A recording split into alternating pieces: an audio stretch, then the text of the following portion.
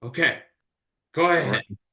here we go. All right. Good afternoon, everyone. Thank you for taking time on your Friday afternoon to be uh, this experience today. My name is Jeff Garrison Tate. I'm the CEO and owner of Better Lives. We're an organization that provides training and technical assistance on person-centered practices, a lot of different curricula, and a lot of different ways to support people.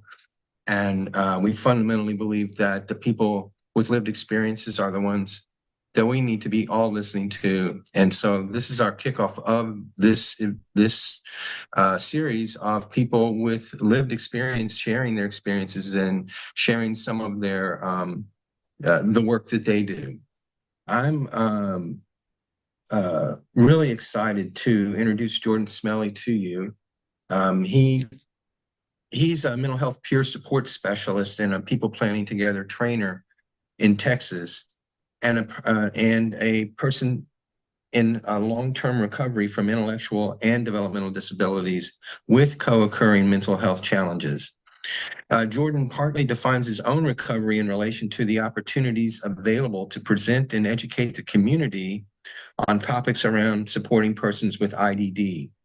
Jordan was awarded the 2023 American Association on Intellectual and Developmental Disabilities Texas Chapter's Empowerment Award for excellence in promotion of self-advocacy, and the 2024 AAIDD Texas Chapter Dr. Ali C. Knowledge Award for excellence in education and research. And I would like to also just say that Elise Williams is on the phone, I mean, on the call too, and she's with the transition support team at ACOG, and she coordinates and is and keeps us all on point in terms of technical assistance and so on. So thank you, and again, thank you all for coming. We're really excited at Better Lives to be a part of this collaborative partnership with ACOG and Money Follows the Person. So having said all that, Jordan has two different certifications, and I don't know of anybody that does, other than his one that's audience is focused with IDD, and your other is focused on supporting people with mental health needs. So this I will turn this over and take it away, Jordan. Thank you so much for being here. hmm Okay, if I could get everyone's support, and if y'all could drop your email addresses in the chat, because I know I can copy the chat and paste it into a document for attendance purposes for Elisa, so that way, just in case the directions she sends me don't work out for downloading the participant list, or there's a setting that I didn't know about that I had to have active, I would appreciate that support so that way you can get credit for being here. And y'all should have access to the chat. I want to say, yep, y'all do. Okay, cool. All right. I just wanted to make sure y'all had access before. All right. Thank y'all for your patience. So let's get started. Y'all see my PowerPoint, right? Because I don't see the green outline like I normally do. Yeah? Okay, cool. Because I just want to make sure, because I don't want to start talking and then y'all be like, what is he talking about? Although I don't remember if I shared it with sound, so let me reshare. Okay, it is turned on. Because that'll be relevant at different points. All right, so welcome to an introduction to person-centered planning slash people planning together training. And so I will be your trainer today. So have you ever been to a meeting where you didn't say anything, or ever felt like you did not have a say over your life? So what is person-centered planning? So person-centered planning is a discovery process for exploring how a person wants to live their life and what is required to make it possible. It creates a balance between what is important to a person and important for a person, and using that information to develop a vision out slash outcome statement and action steps and measurable goals to accomplish the vision and outcome statement.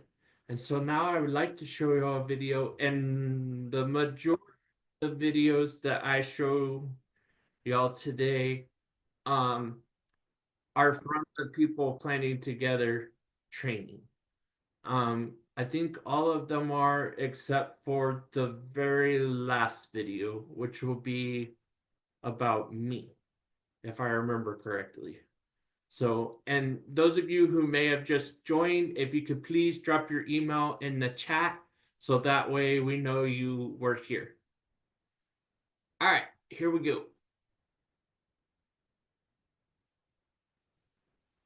From the origin of person-centered planning, we were trying to understand and see what it looks like when we just fit people into systems and defined their needs and saw them through the eyes of what a system needs for a person to be in order to generate the funding that's required and to basically service them. And system-centered work tends to be based on a medical model, which assumes something's wrong with people, and it's the system's job to fix them. And so the system is invested in defining them in terms of their deficiencies and creating a treatment plan, and then working to help people get it right before they get to be members and be whole people in the real world.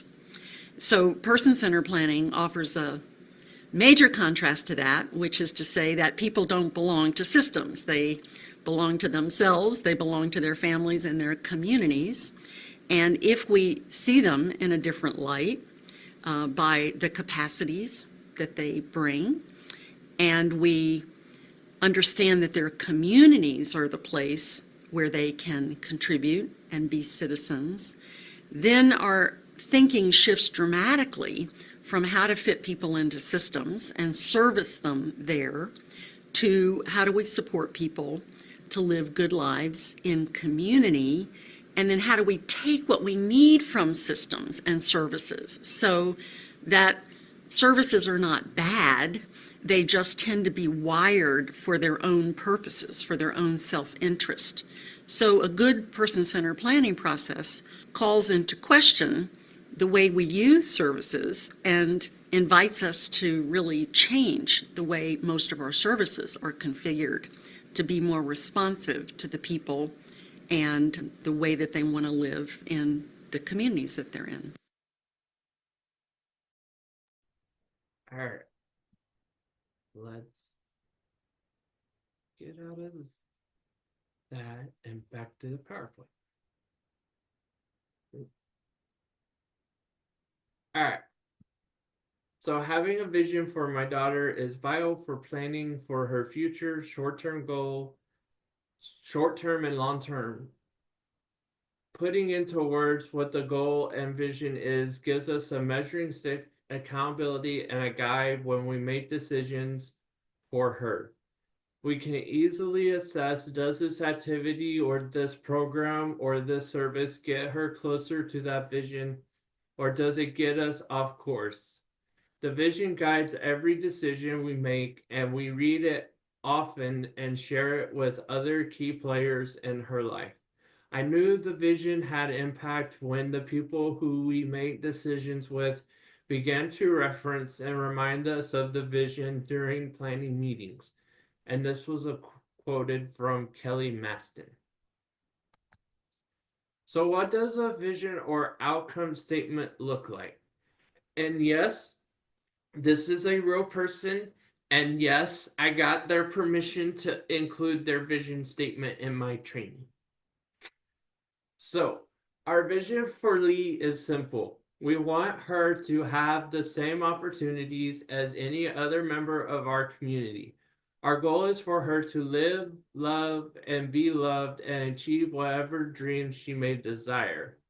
We recognize that each life experience, school, community participation, etc., will play an important role in her success. We will embrace the opportunities that moves us towards her dreams, and we will avoid things that move us away from them.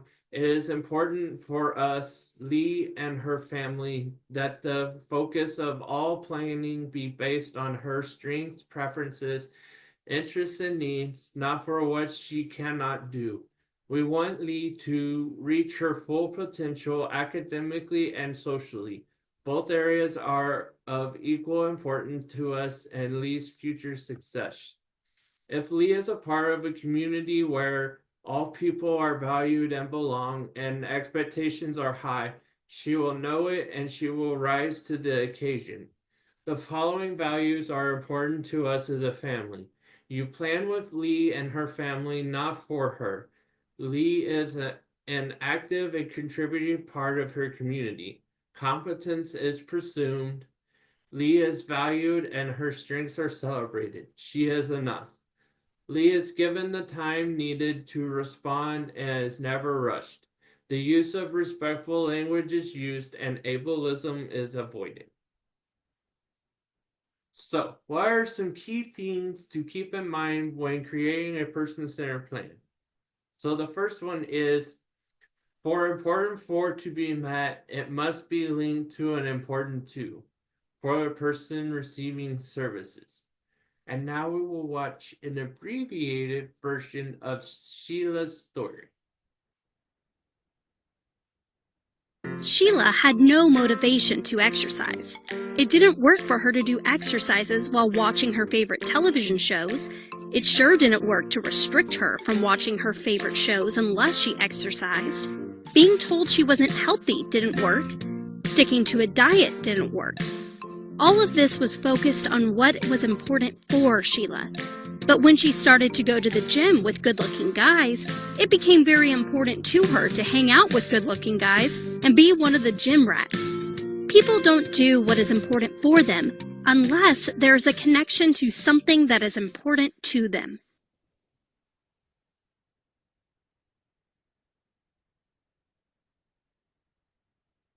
All right, so the second thing to keep in mind is the person receiving services picks who is a part of their planning process. And it is very important that you respect this part of the process because not everyone in someone's life is always a great fit to be a part of a person-centered plan.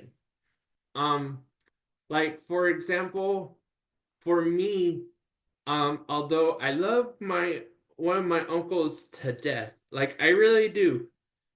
He is not one that I would have at my planning meeting because he is very upfront and direct and tells you like it is.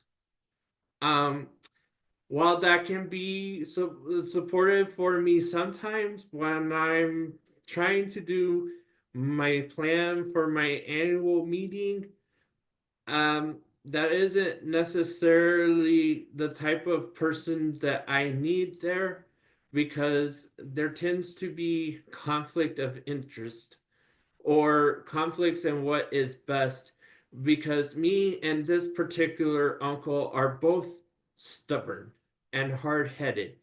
And so if I had him in part of my planning process, um, it would not be as helpful of a plan for me because I am also one that does not like conflict.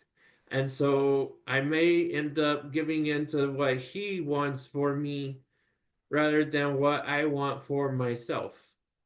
And then, there are always the times where there are those family members that we love to death as because they're family, but at the same time, for one reason or another, they're not the type of person that we can be open around. Uh, and that can be for a number of reasons, and I won't get into it. I'm sure y'all kind of understand what I'm implying. Um, so it's important that, making sure that the person receiving services has a say and that you do not put someone in the planning meeting that makes that person uncomfortable, because it won't be as effective of a plan because the person receiving services will probably not be as willing to speak up. And the whole point of having the meeting is to figure out how to best support the person. And so if they're not comfortable being completely honest, then their plan isn't going to be as effective as it would be if they were felt comfortable to be completely open and honest. So a person-centered plan must contain a method that is agreed upon by all members of the planning process to resolve any disputes around support or services. A person-centered plan must be written in plain language, and a copy must be provided to the person receiving services at the end of the planning meeting. Okay, those of you that work for MCOs or other organizations that do person-centered planning, please do not be like my managed care organization, who I will not name publicly because I will try my best to stay professional around this pet peeve of mine. But in federal statute, when you're talking about person-centered planning, as according to the HCBS settings rule, you must supply a copy of the plan at the end of the meeting. That means before you go back to the office, you should be providing a copy. And if that is not possible, then you should be sending an email copy as soon as possible. Because what tends to happen, at least from my experience, is I have my annual meeting and we go over my services, but I never get a copy of my plan. And even when I request it, I still have yet to see a copy of my plan. So please, please don't be like my MCO, and please be more supportive of persons with IDD that you are there to support during the annual meeting by ensuring that they have a copy of their plan. A person-centered plan must contain how the person receiving services and supports at home, school, work, and community wants to be supported. This is also very important because the plan cannot be as effective if you're not taking into consideration what the person receiving services says, how they would like to be supported. We can kind of go back to the example of me and one of my uncles. I don't mind him being upfront with me because sometimes I need that.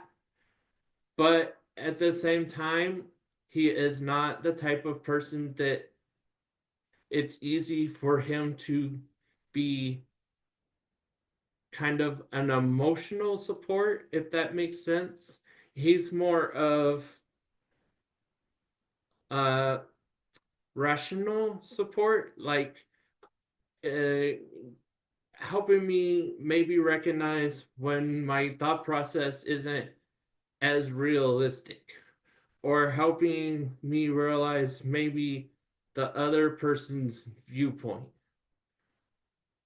But when we're talking about what is contained, the person receiving services needs to have the loudest voice and their considerations taken into consideration the most because it's their plan. And so if it's not their voice of how to be supported, then it's not going to be as effective. Person-centered plans should provide opportunities for persons receiving services to explore their interests and talents as a career path if they so choose. So now we'll watch a video around that.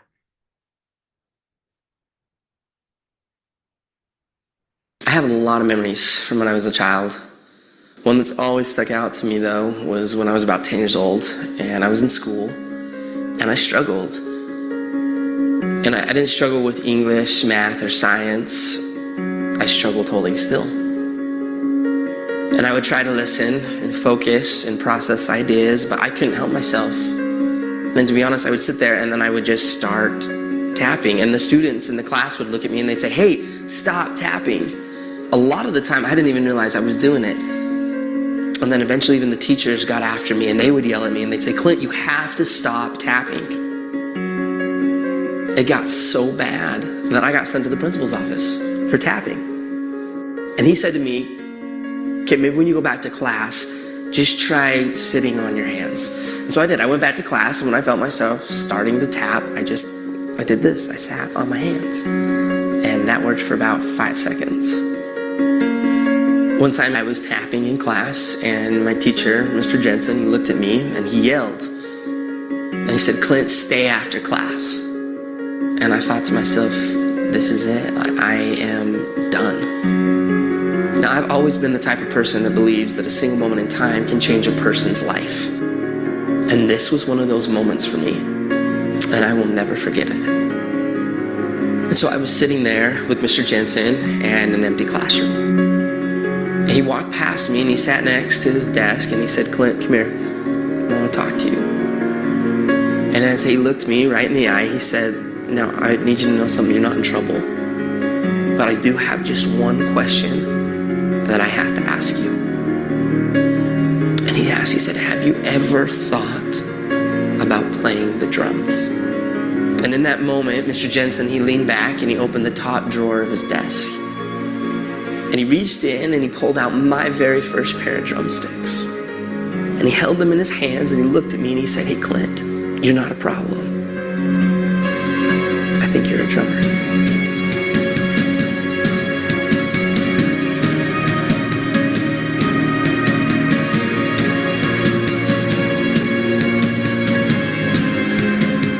From that moment on, I've never put those sticks down. I've toured, recorded, and played drums all over the world. My whole college education was paid for with drumsticks in my hand. Just because of a single moment in time when somebody believed in me. And he saw something in me that I didn't even see within myself. And from that moment, I learned that there's a difference between being the best in the world and being the best for the world.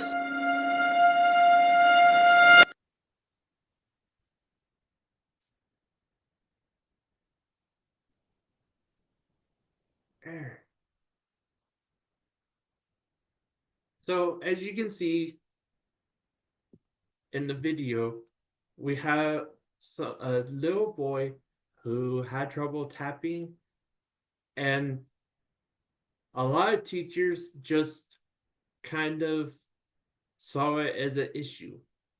But then you get that one person who recognizes the hidden talent that the kid never thought about, and it ended up helping him figure out what he wanted to do for a career.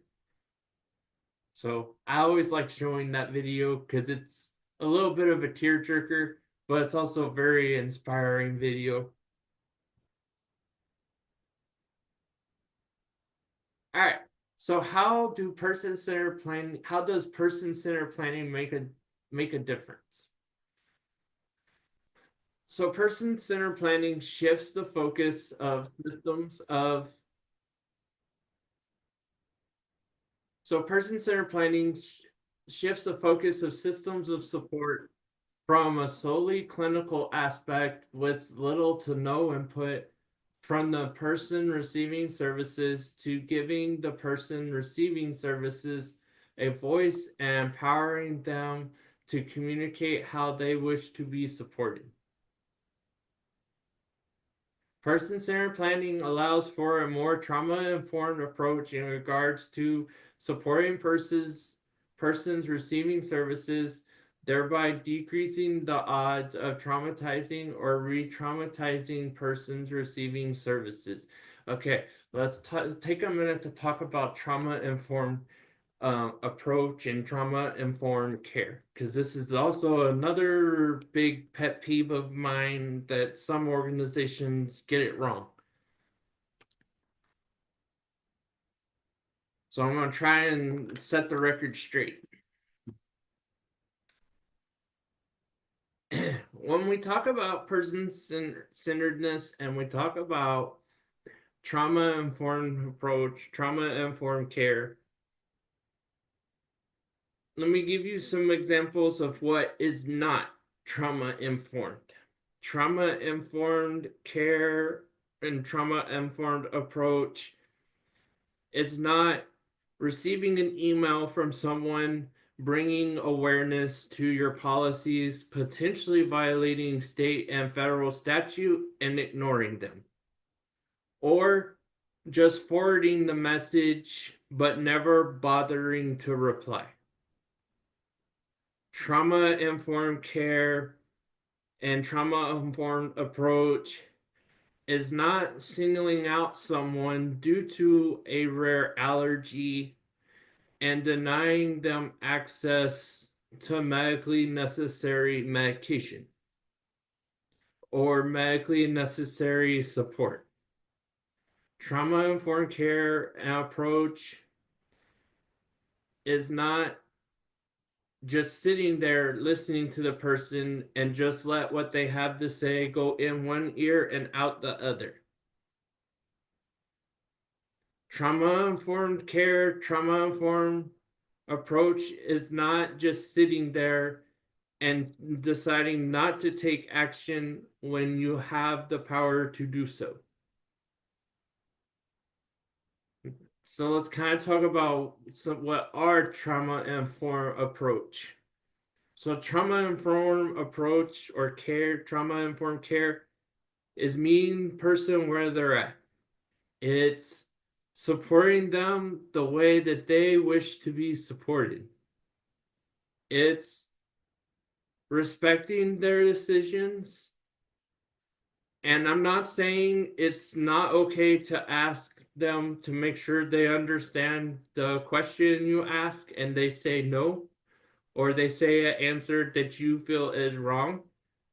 But what I'm saying is, once you kind of ask for that clarification and they're adamant about their response, then trauma-informed approach and trauma-informed care says you respect that decision or response. Trauma-informed care or trauma-informed approach is helping someone realize their potential, just like the teacher did with the little boy who became a drummer for a career. I think Jeff would be okay with me sharing some examples that involve him. Jeff, do you object? I don't think so. Okay. No, Trust it's your good. judgment. It's good things. Yeah, don't give So I do this every so often when I do presentations where I have people that attend and they have been very supportive of me. And so I kind of like to give them a shout out through giving examples of what they've done that kind of meet trauma-informed care. So trauma-informed care is meeting the person where they're at and not being upset at the very first people planning together training they attended, they were just there physically, but not necessarily able to fully comprehend. Because back when I attended my first PPT training with Jeff to start my certification process, which was April, I think it was the 25th and 26th. It was towards the end of April. And so it was nice. It's nice that Jeff was like, there was no pressure for me to be there because I was actually in partial hospitalization program, which is where you go for most of the day for therapy and support, and then you go home instead of staying at the facility. And so being able to know that if I wasn't able to make it, or knowing that if I did make it and all I could do is just kind of sit there and listen, that is trauma informed approach and care right there. Because Jeff was meeting me where I was at and helping support me in a way that helped me be able to still participate. So thank you. You, Jordan. It's very thoughtful. And then let's see. I don't know if Pipa's still on here or not. Pipa, are you with the self-determination group login? Yes, I am. Okay. I just want to make sure. And Pipa was there too, and was very supportive and understanding of I was there and what capacity that I could be there. And then of course, Pipa helped me when I did my very first ex, ex, exhibitor at the Look Ahead conference back in August of last year, because she was okay with them putting my table next to hers, so I wasn't by myself for a first time exhibiting. And so that's also example of trauma informed approach. So when you're thinking about trauma informed care and trauma informed approach, there are lots of things that can fall within that category, as you can see by the examples I have given. But just as easily, a lot of things that you don't necessarily think of, like not responding to emails, ignoring that your company may or may not be violating a person's rights and or state or federal statute, um singling someone out because of a rare allergy and denying medication, those are all fall within not trauma informed care. And so, what happens when you do not provide trauma informed care or trauma informed approach? And I'm kind of sharing from my lived experience, is it ended up costing uh, the state, because I'm on Texas Medicaid, over $11,000, because that was for 7 days in a psychiatric hospital and 6 weeks of IOP.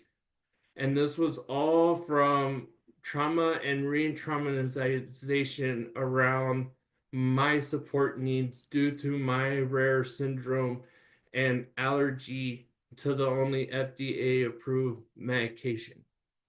And so when you're not using trauma informed care and approach, it really does hurt the person.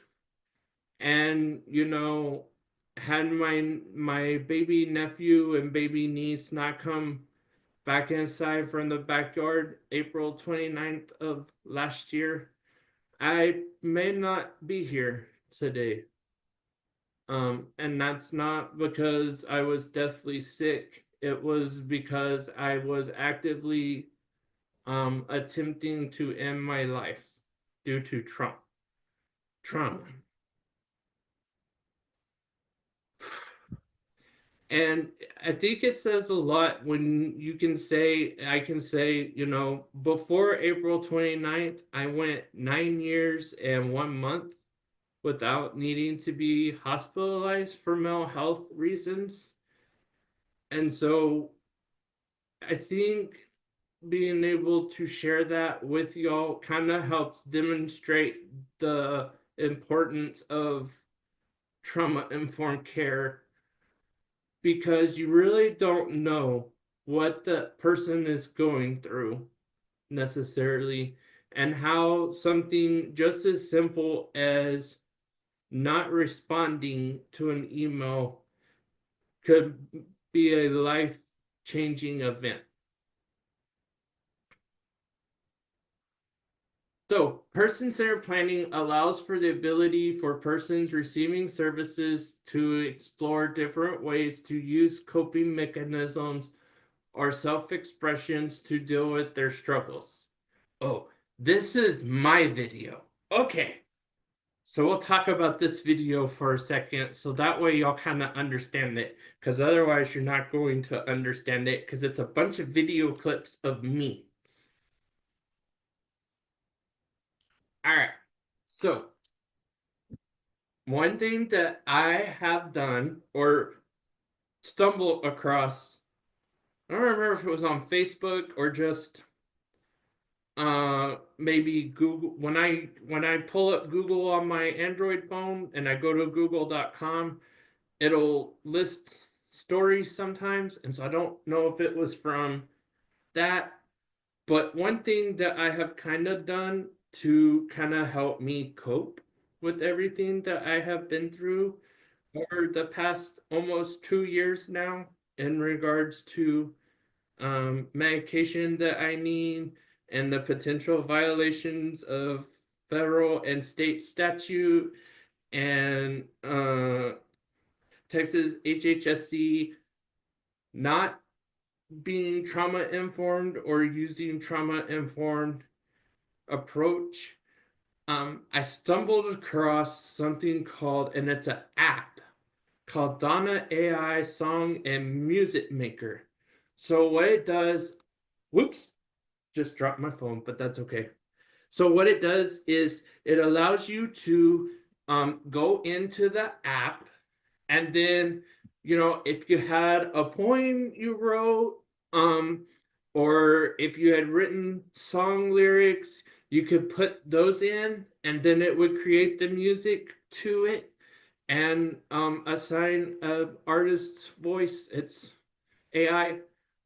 Or you can type in a description of the song you want, and then it creates the music and words. And so I got it to write a song about my fight trying to get what I need.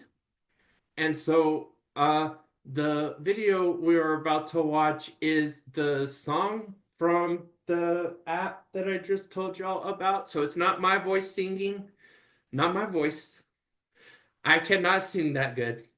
Not my voice. But the different video clips are either from last session, Texas legislative regular session for a bill, and we'll talk more about that here in a little bit.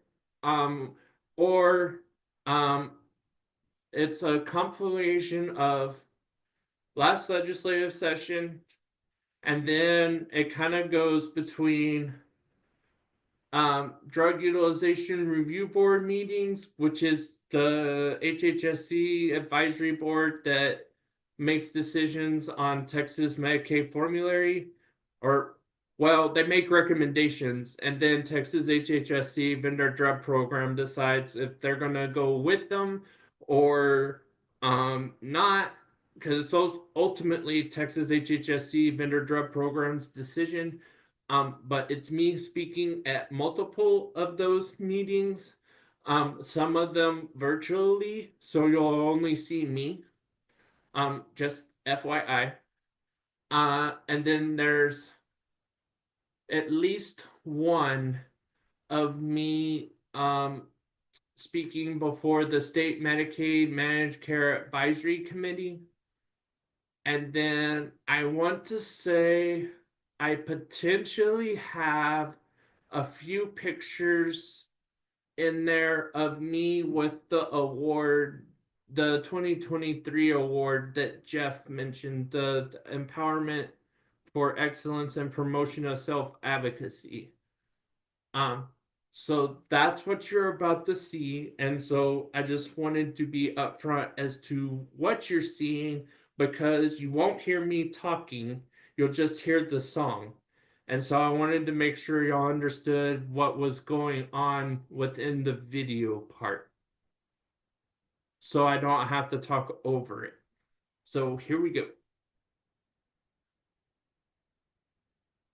In the fair hearings on Zoom, I've been fighting hard, trying to find a way, but it feels like a deep unhealed wound. Hearing echoes of my struggle each night, it's hard to fall asleep. Wishing for justice, searching for the light, but it seems I'm trapped in a system so cold and heartless. The truths I hold dear, they're not letting unfold. Oh, Texas HHSC vendor drug program, and Texas HHSC fair and fraud. Hearing officers, why won't you respect my rights? Under 42 CFR 431.242 to bring witnesses and establish all pertinent facts and circumstances. I won't give these rights up, no matter the cost. Each step is a struggle, each moment a test. In this fight for my life, I just want what's best. Wegovy's my hope.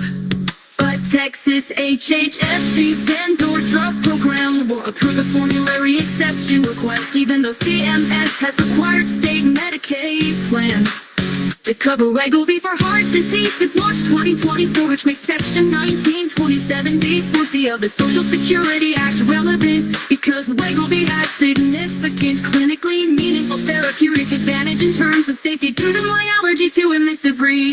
And Texas HHSC fair hearing officers refuse to execute their statutory duty under 1 Texas Administrative Code 3057.541C to require the attendance of Texas HHSC vendor drug program as either relevant agency representatives or as a witness for me, as I've requested, hiding behind agency policy that directly conflicts with Texas Administrative Code 3057.51C. Do either of these agencies hear my cries, or am I just a name?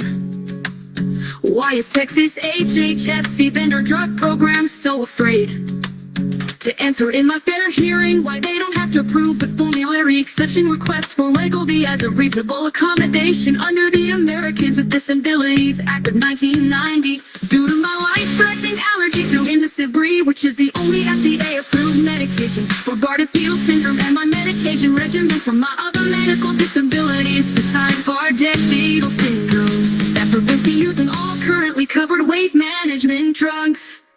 Oh, Texas HHSC vendor drug program and Texas HHSC fair and fraud. Hearing officers, why won't you respect my rights? Under 42 CFR 431.122 to bring witnesses and establish all pertinent facts and circumstances.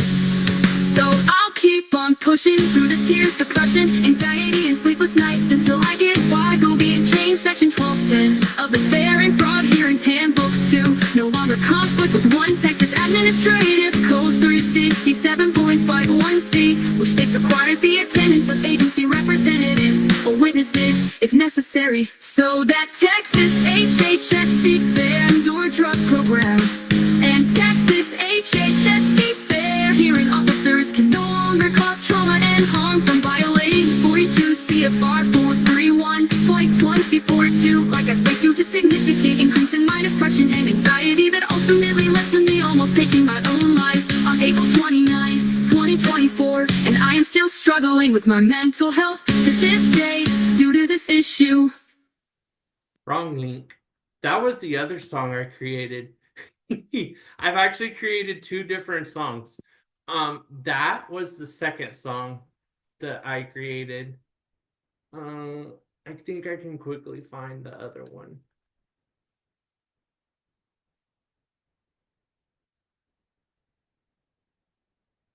Yep, here it is.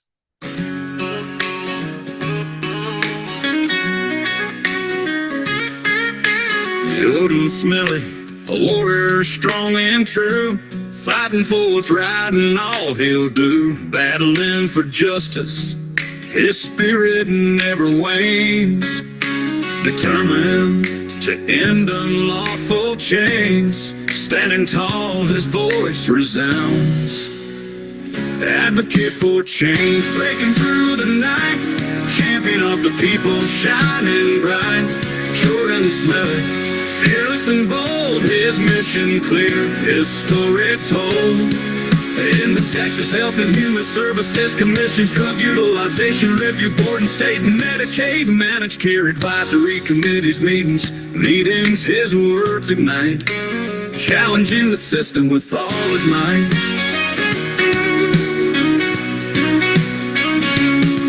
Unyielding in his fight for the truth from Texas Health and Human Services Commission as to why Medicaid patients allergic to the only FDA-approved medication for Bardet Beetle can't have access to formulary drugs that treat insulin resistance and hyperphagia, which are both symptoms in both Bardet Beetle syndrome and type 2 diabetes. Raising awareness, never backing down, advocate for change, breaking through the night, champion of the people, shining bright. Jordan Smiley, fearless and bold, his mission clear, his story told. Advocate for change, breaking through the night, champion of the people, shining bright. Jordan Smiley, fearless and bold, his mission clear, his story told, he told. His story told, he told.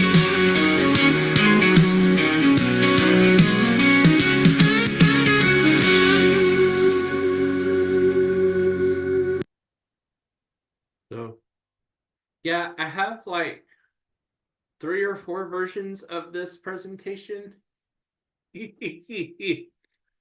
So apparently I'm using a different version than I thought I was, but that's okay. You'll get to see both my videos that I created. All right. So we kind of talked about person-centered planning. And so now I kind of want to get into people planning together briefly. Because Jeff knows I could talk about this all day if I had the time and the chance. Turn my phone real quick.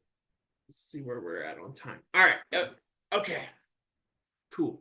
So when people come to people planning together, which is a training for persons with intellectual and developmental disabilities to learn what outcome statements are, and we help them learn what important to is versus important for, and all kinds of good stuff, and setting goals and outcome statements and action items. And it's basically something that they can take with them to their annual meeting to have incorporated into their planning meeting. Excuse me. Or it could be something that they create for a doctor's office or maybe their job or school, and helps the doctor or school or work understand how to better support them. So this is my plan. I have updated it since this. So we'll see which plan we have, because in one version I have my old plan. And so I think that's the version we're in, since this says April 12th, 2024. And so at that point in time, I was working on completing my people planning together trainer certification so that I can maybe work for Jeff. And so, and then it allows those who need help, there's a space for them to write in who helped them create the plan, so that maybe if there's a little bit of confusion for the person that's reading the plan, they have an idea of who to reach out to after they've reached out to the person first. Because sometimes for some persons with IDD, and I'm kind of talking about myself again,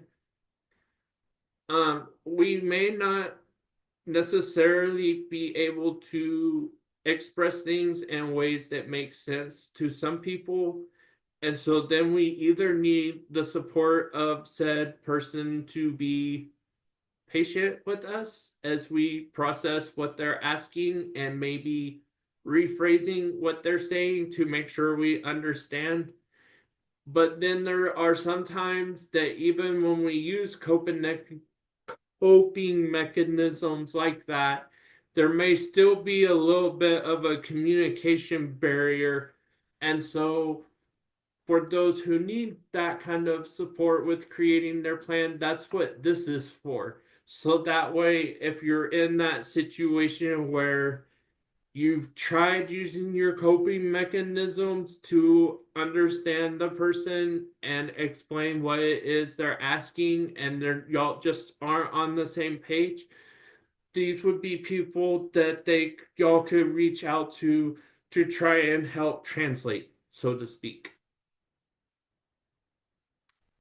And so the plan has your introduction, important to me, how to support me, relationship map, communication chart, upside, downside, need to stay the same or change. And then what some refer to as a one-page description, others might call it a one-pager, others may call it a one-page plan. And we'll talk more about each as we get to them. So this is my introduction. And so what we have participants do is identify what do people like about me and what are the good things they say about me. And so a lot of people, the first thing they'll kind of say, especially if they're attending one of my presentations, or they're like Jeff and have known me a while, or Pipa, or I know Carrie's had the chance to meet me at the AAIDD convention last year. And so a lot of people say my self-advocacy skills, I am dependable, honest, responsible most of the time. I am usually smiling. And then the important to me, which we talk about on day 1 and day 2. It's a 2-day training. Day 1 is usually about 9 to 4:30 in the afternoon. And then day 2 is typically 9 to about 3 to 3:30. And we do have breaks throughout the training, and we do typically have a lunch break. So things that are important to me, it's kind of ironic considering that we just watched 2 of my videos. So obviously listening to music or playing piano to help me with emotional regulation. And so being able to turn to music more as of late because of stuff I'm going through has been very helpful with my emotional regulation. Although it's something that is helpful to have on a plan, on a written document, because when persons with IDD are going through crisis, and I'm kind of speaking from personal experience again, I do that a lot. For those of you who haven't figured that out yet. When I am in crisis, I'm not always going to remember all my coping mechanisms. And so to have some of them written down on a piece of paper as part of a plan is helpful for me because it can help others help support me in remembering some of my coping mechanisms. Because when I'm in crisis, it's really hard to think rationally, and it's really hard to regulate emotionally. Because I will tell you, for me, especially over the past 2 years, it's been a bunch of being okay, but then all of a sudden just crying randomly. And so it gets kind of hard when you're crying to think about other things. And so then the next thing we kind of talk about and have them work on is important for me. And so these are the things that help support persons with IDD, and it also lists how they need to be supported at home, at work, and when I am out in my neighborhood. Knowing these things help keep me safe and healthy. And so for me, it's important to respond to emails I send within 72 hours when possible. I shut down when yelled or cursed at. I need to be able to use my wave vest or blanket when upset. I'm looking to see if I have my vest in here. I don't think I do. Nope. I have to go find it. I think it's in my room, but I won't do that right now. So I have a vest, but it looks more like a mini bulletproof vest on me, to be honest. And so it's a vest that most people might use for what's called as rucking, I believe, which is when you walk, but you wear a weighted vest to help add resistance and get your heart rate up more. For me, I use that because unfortunately, since I'm big and tall, they don't make the typical weighted vests that you think of that are like a life jacket or look like a life jacket that you slip on and zip up. They don't make those in big and tall because I tried looking for them and I could not find it. And so I had to think outside of the box. And so I got a weighted vest that people usually use for walking to increase their cardiovascular heart rate, but it's just as effective. Access to bag of medical equipment. Also wear leg braces sometimes. Be willing to rephrase things until I understand. And so it kind of lists the important things for them. Then we talk about a relationship map. Okay, so a relationship map can be useful for many different things.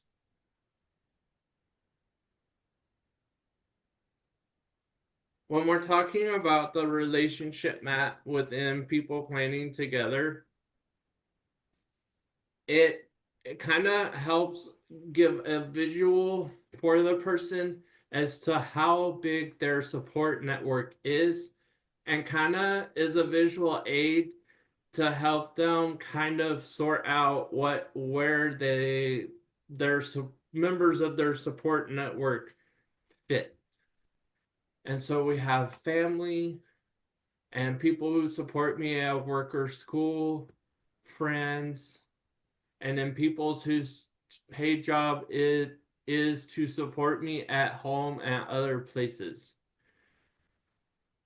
And so this is kind of a way as a visual to kind of help people realize they're not necessarily as alone as they may feel sometimes, but it's also kind of helpful because it kind of helps them figure out, like, for example, if I were to have all my paid support people at my planning meeting, it would take forever to get it done. And so another thing that the relationship map can help people with is to figure out where everyone falls and then kind of pick from each category, one or two persons to have at their meeting if they want. And so it's kind of also a visual way to kind of help figure out who would be best to have at the annual planning meeting or whatever meeting you're having to support the person, so that whatever plan is developed is helpful. Then we kind of talk about communication chart, and this is mine. And the way it goes, and I don't know why it goes this way exactly, but this is the way we are training persons in the people planning together training is this is 1, 2, 3, 4. And so I think it's that way. And this is just my thoughts. I think it's that way because when someone has your communication chart, they're probably gonna look at this first to see if the action the person is doing is here. And if so, then they would go to this column, which will kind of explain what has happened. And then they would go here to understand what it means. And then, of course, they would go here to look at the way we are wanting to be supported. So for example, when I cry when I get extremely overstimulated. And that usually means I'm at the point I'm no longer able to self-regulate my emotions. And I want you to allow me to use my weighted vest or blanket to help calm me. Or if I don't have either of these, either hug me if you are comfortable with that and it's appropriate for the type of relationship we have, or have me sit down and get behind me and slowly push down on my shoulders to help calm me. And so that's kind of grounding techniques for me that help with emotional regulation, and they're pretty fast at helping reset me. Hence why they're on my communication chart. For those who may think that persons who are quote nonverbal, this can't be helpful. I would challenge your thought process on that because my best friend since middle school has Down syndrome. And he would technically be considered nonverbal, even though he can say my name and like one word answers. And when I'm with him, it's very obvious to know what he wants based on what he does. For example, and it's not typed, but I'll point to each column as I talk about it. So when my best friend, he's flapping his arms like chicken wings, and that happens when he's hungry. He wants food, and it usually means he wants food, and he wants me to go get lunch or dinner if we're hanging out later in the afternoon. Here's another one of my best friend, and this one has gotten him the nickname Bringer of Shoes, and that'll make sense here in a moment. So he brings me my shoes when he feels it is time for me to go home. And when he brings me my shoes, it usually means he wants me to go home. And he wants me to go home. Another one he'll do sometimes, and this one's kind of funny because he actually thinks he's strong enough to do this, is he'll come up and when I'm at my best friend's house, in his room, he has 2 beds. One is his and one is mine. Because I used to, before COVID, spend the night every weekend or every Friday that I was available. I would spend the night. But once COVID hit and we got through COVID, I think COVID kind of messed with him in many ways that he can't necessarily express verbally, but at the same time, he no longer is, I think, comfortable with having someone sleep over. Because it used to not be an issue until COVID.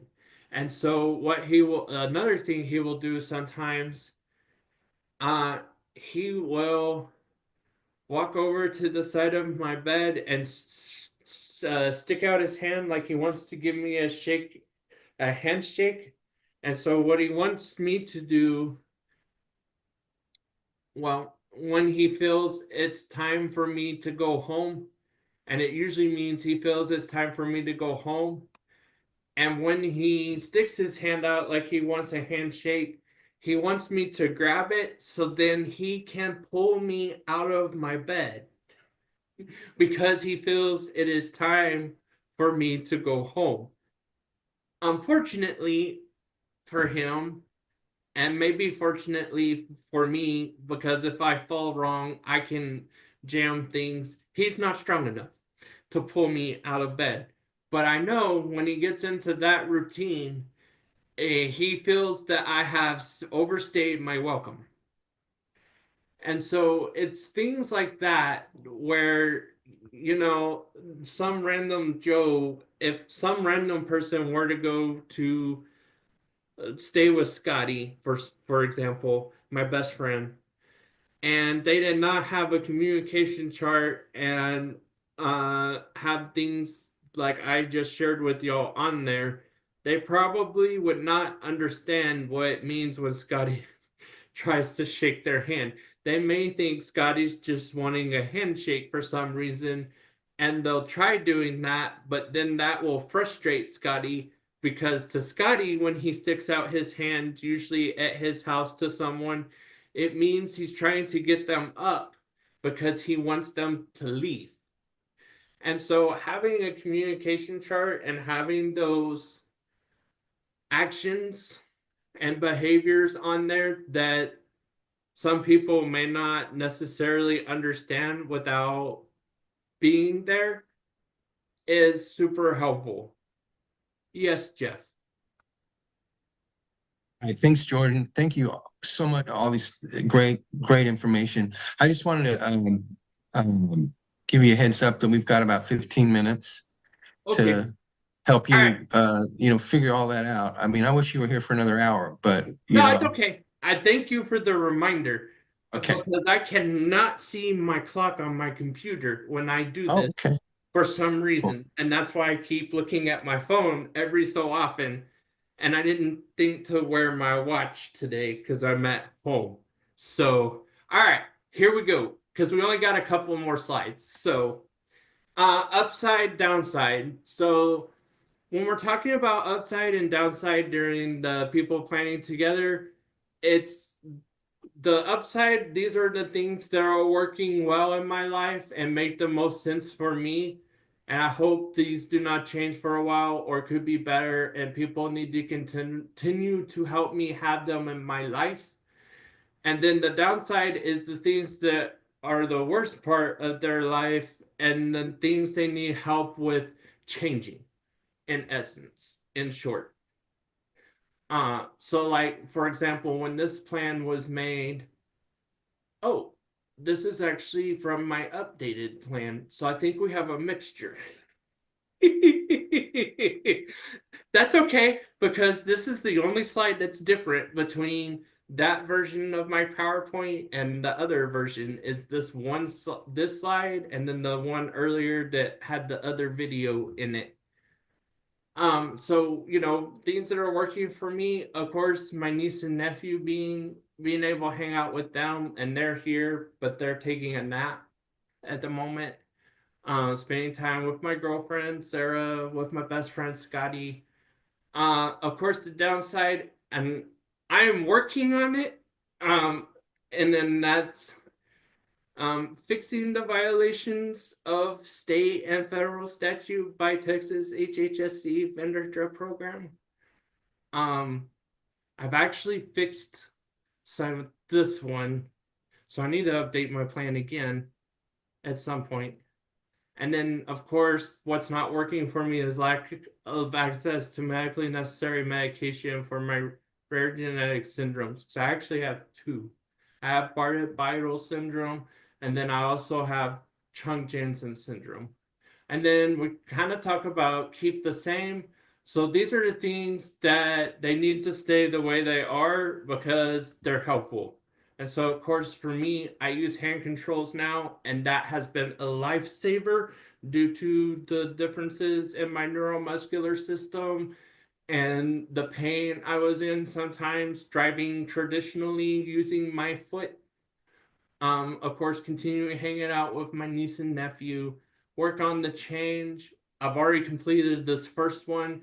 My psychiatrist has agreed to go from telehealth to back in person because I just cannot handle telehealth.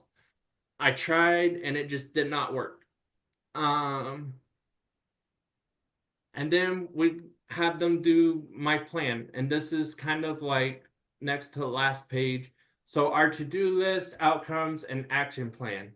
So what for me, it's fill out at least one job application by December 31st, which I have officially completed as of Tuesday of this week. Continue behavioral health treatment to maintain stability, and then of course continue legal process to attain medically necessary medications. And it has who will be doing what and by when. And sometimes, and you have to respect the person because there are certain things that by when is going to have to be ongoing. Because, for example, for me, if I were to set an end date to continuing the behavioral health treatment to maintain my stability would end probably shortly after my end date. And I will also say, and I will mention it on this page. So this is my example of my one pager or one page description, one page plan.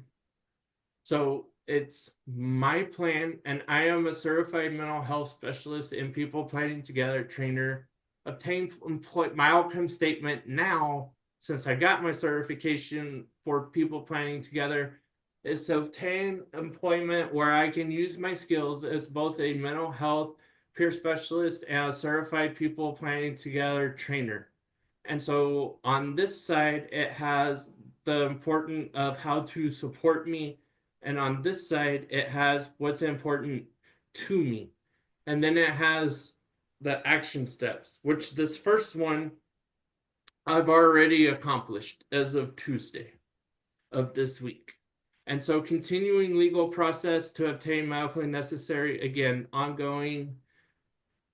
Now, what I will say is when we're talking about the one pager or we're talking about the previous plan, which is where they're laying out their goals, if all they feel that they can handle is like, for example, like I feel all I can handle this year is doing one job application because I'm still in treatment to get back to where I was before I ended up in the hospital for mental health reasons.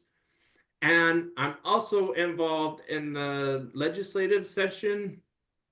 And so between all of that, I felt like all I could really handle at this point is one job application.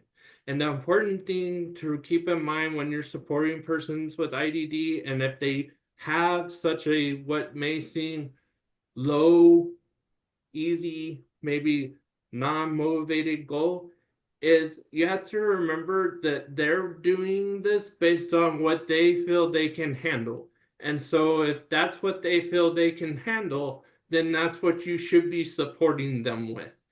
And I'm not saying you can't ask them in clarification to make sure you're understanding correctly, but once you've kind of verified that, if that's their goal, then that's what you need to support them with. And so now, are there any questions? Jordan, real quickly, I had a note from Carrie who said he really wanted, and get this right, Carrie, that at the very beginning of the slideshow, you have a quote that from a person that really helps outline what person-centered planning is. And so he wanted to get access to that. So if you could find a way to put that in the chat or something, or you could send it to me and I'll make sure he gets it, or make sure everybody gets it. So Yeah, a lot of great send you- things. I can send you a copy Yeah. of the PowerPoint to share with everyone. I don't mind them having a copy Great. of this Great. PowerPoint. Oh, also, those of you that are here, thank you, Elisa. In the chat, Elisa just dropped a survey. If y'all could please fill that out. This is funded through a grant, and so we need feedback Yeah. through the I survey. really, So if you could please click on the link in the chat, and I'm gonna copy it right now so that I can post it into an email to Jeff and Elisa. Just to make sure it gets shared with those that were here.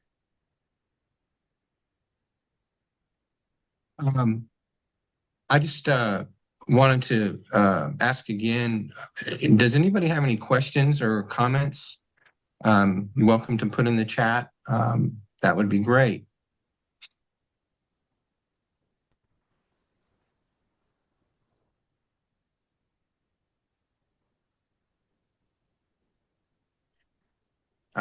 Carrie wrote, thanks for sharing the stories, Jordan. Good job today. Yeah.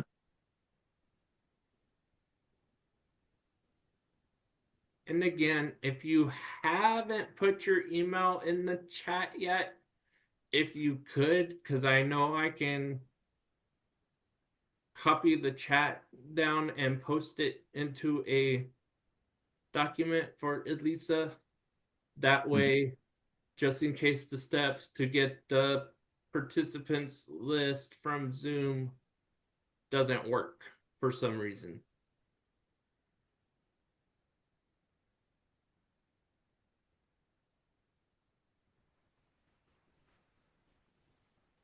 Well,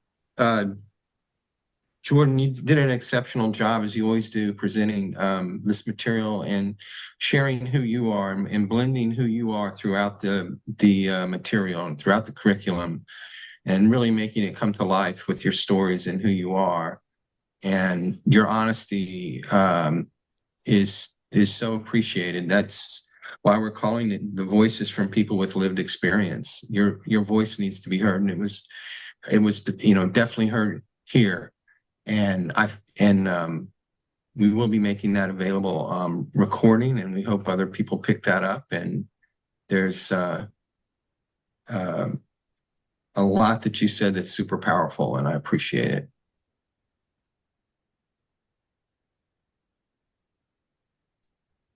Mm-hmm. Ashley said this was great, very informative, insightful, and the videos really really aided in making your points. So yeah. Yes, I am a very visual person. So when Jeff told me it was okay to use some of the videos from People Planning Together, since they were technically on YouTube, Yeah. I was like, sweet, I can actually use some of the videos to help illustrate things so it's clear. Yeah.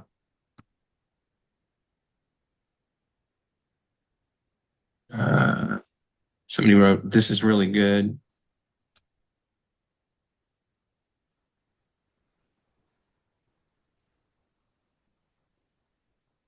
Very, very informative. We've heard that. Good job. The self-determination set, that's PIPA, I guess. Mm-hmm. And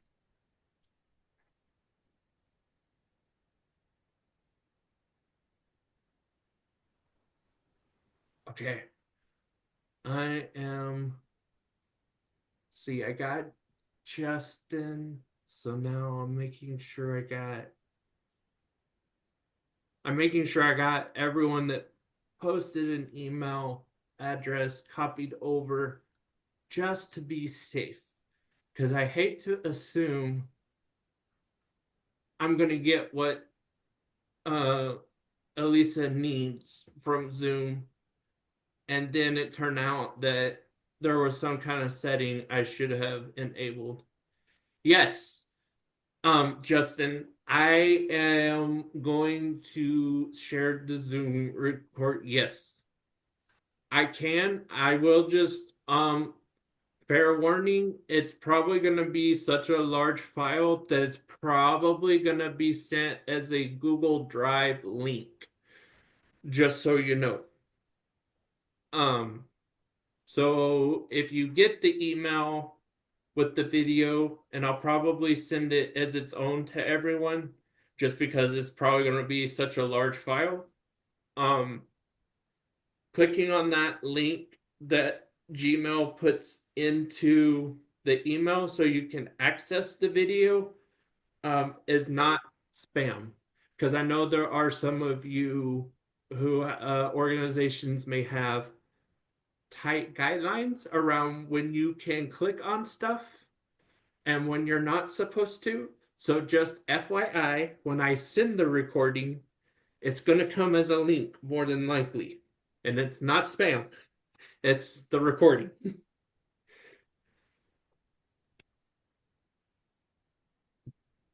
But I'll go ahead and stop the recording right now.